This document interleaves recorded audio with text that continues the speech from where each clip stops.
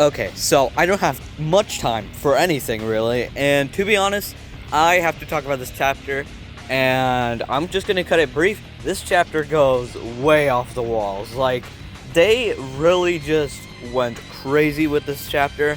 And going into the Shadow Manga, my biggest concern is how they're gonna adapt Shadow Generations.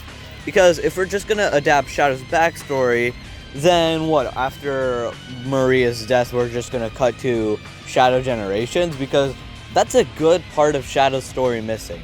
But no, it doesn't seem like we're gonna be skipping over Shadow's backstory. Instead, what they opted to do here was they wanted to create a completely different story altogether. And that is not more present than how the chapter starts. Because the chapter starts with Maria getting capped, as usual. And Shadow noticeably is taking these major headaches, right? And apparently, the GUN soldier, he was being controlled by a death leech from Shadow 5, those little creatures.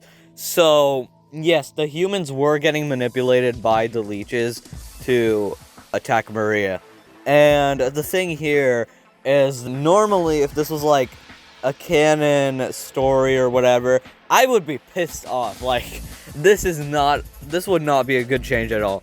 But clearly this is trying to be a completely different story with its own different themes and whatnot. Because the problem is, if this manga were to be canon, then this would ruin the entire point of Sonic Adventure 2's story about how it was humanity's fault, humanity's arrogance, humanity's selfishness that led to Maria's death.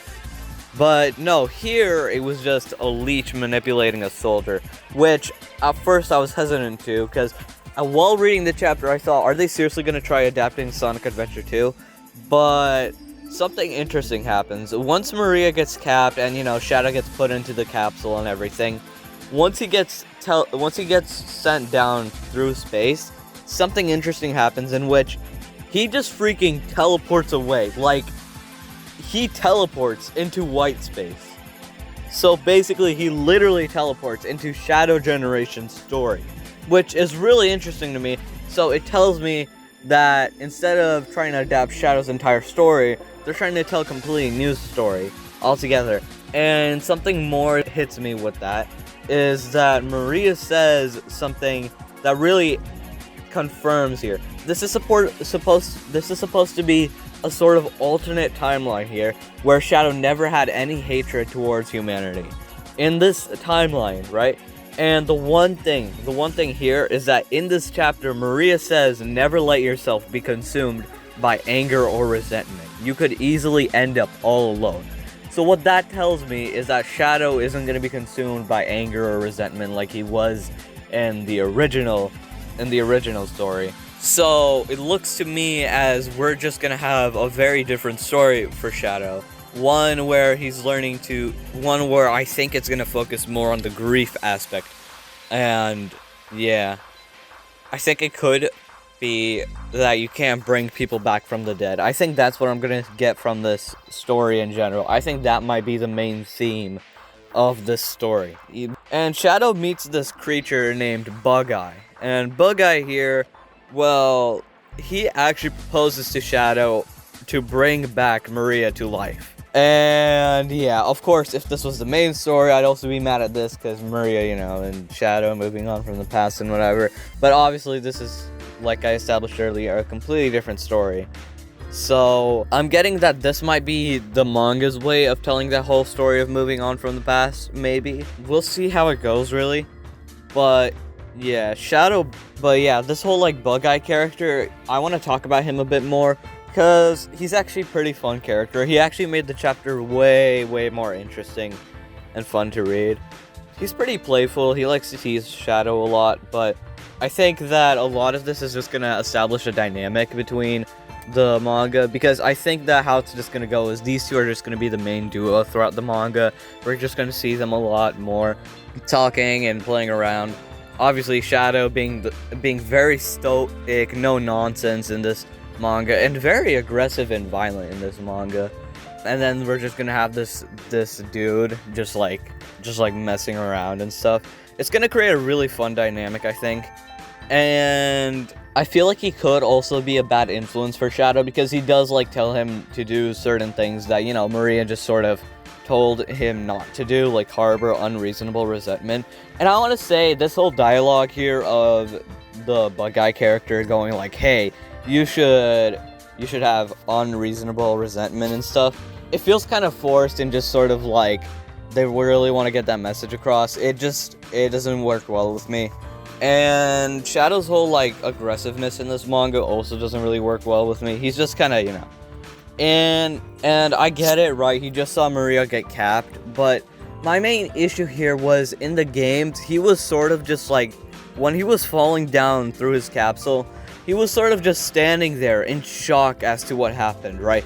He was speechless, but here he's just sort of like yelling and raging, which again, I don't really have a problem with, but you know, Shadow doesn't really get flustered that easily. It's also a problem I had with Dark Beginnings, but I'll talk about that in my review for Shadow Generation story. And the way this Bug Eye character is gonna bring Maria back to life is by finding 3 wishing orbs, and basically these wishing orbs are said that those who absorb them will have enormous power and the ability to make their wishes come true. And these are very clearly a substitute for the Chaos Emeralds. I don't know why they couldn't have just included the Chaos Emeralds into this story, but hey, I guess this works as well. I guess that they wanted only 3 locations, because the first location, aka the first place that the first orb is hidden in, is the Space Colony arc, the white space version of Space Colony arc. This whole story seems like it's going to be taking place in white space from Sonic Generations, because yeah, if you're going to adapt Shadow Generations, you kind of have to include him going to white space. It looks like the chapter ends off with them deciding to go to the Space Colony arc. And I want to say this is going to be pretty interesting, because I am not sure what they're going to do. Because in Shadow Generations, we know that Chaos Island and Sunset Heights are going to be in the game. Which, at the time, in Sonic Generations, at that place in the timeline, Shadow probably hasn't been to Chaos Island or Sunset Heights. And we know that this is from the future, because we can see egg mechs in Sunset Heights in Shadow Generations. So what I'm getting at here is that we might go to different locations after Space Colony Arc. And what by that I mean, we're not just gonna go to Kingdom Valley and be like, oh, here's Kingdom Valley, just a different place that exists in space. Shadow might legitimately be visiting the future, like, oh hey, here's a place you're gonna go to next, and here's a place you're gonna go to next, which, I mean, I don't know why they would do that, but it's gonna be pretty interesting. Yeah, overall, I'd say this chapter was pretty fun. I'm curious to see where it heads to next. It was definitely a huge improvement from last chapter. I thought last chapter was way too overdramatic. It felt very rushed. It felt like they were just trying to get to the part where Maria gets capped, but looks like now they're starting to take their time now that they're actually at the Shadow Generations portion of the story. And I'm curious what they're going to do when they finish the Shadow Generations arc. Are they just going to make a completely new story? Are they going to adapt SA2, Shadow 05? Also, will Sonic and Rouge even be in the story? Because, like, it'd be pretty weird if we just get an entire Sonic story where it's just Shadow and a bunch of original characters and almost no familiar Sonic characters.